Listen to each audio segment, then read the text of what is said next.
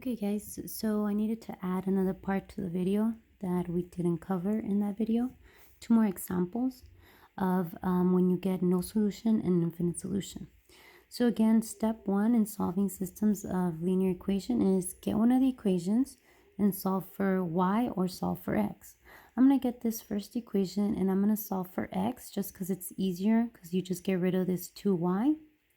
So subtract the 2y and then you're done with step one where you solve for one of the variables. So done. Step two is get the second equation that we didn't start with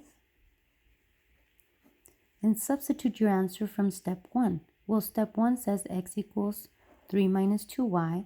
So then in place of x here, I'm going to put parentheses and I'm going to put 3 minus 2y in place of x. Then write the rest of the equation exactly the way it is. So the only thing I substituted for was x here, but everything's the same. We put parentheses and substitute that x in place, what x equals in place of x. All right, then step three is to solve. Well, I can't solve with parentheses, so we have to distribute. So 2 times 3 is 6, 2 times negative 2 is negative 4. Bring down the 4y on the right and the equals and the negative 6. Then we combine like terms. Well, that's going to be negative 4y plus 4y, which pretty much will cancel out the variables because then that's 0y, so no more y's. Bring down the 6 and the equals and the negative 6. When you no longer have a variable, you end up with a special answer here. But it depends on what the rest of your equation says. If it's a true statement, or if it's a false statement. This is a false statement. 6 does not equal negative 6. So when that happens, your answer is no solution. Meaning if you were to graph these two lines would be parallel lines. They would never intersect, so there's no solution for that system. Second example. So same thing, start with one of the equations and solve for x or y. I'm just going to solve this first equation for y. So I need to get rid of this x. So subtract the 3x, subtract the 3x.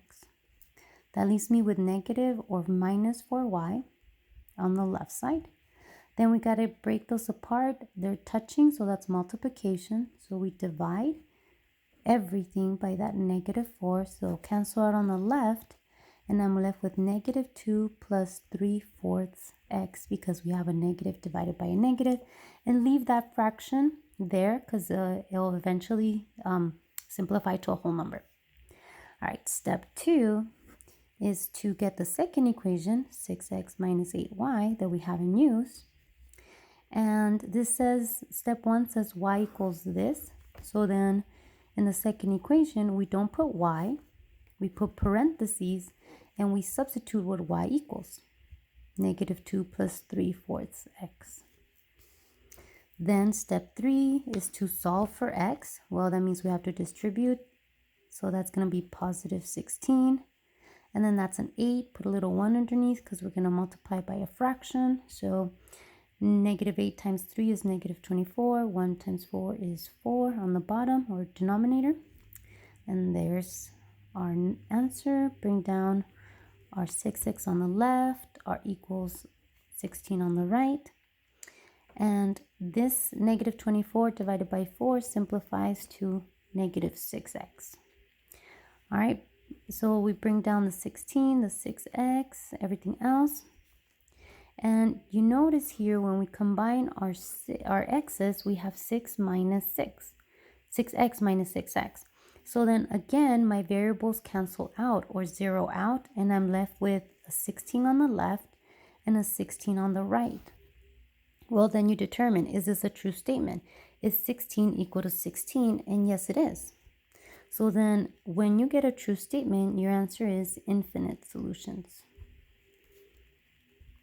Meaning if you would graph these two lines that we started with, they would become the same line. It would graph one right on top of the other. All right, so that's the only thing that I missed yesterday in the video. So I'm just going to upload it.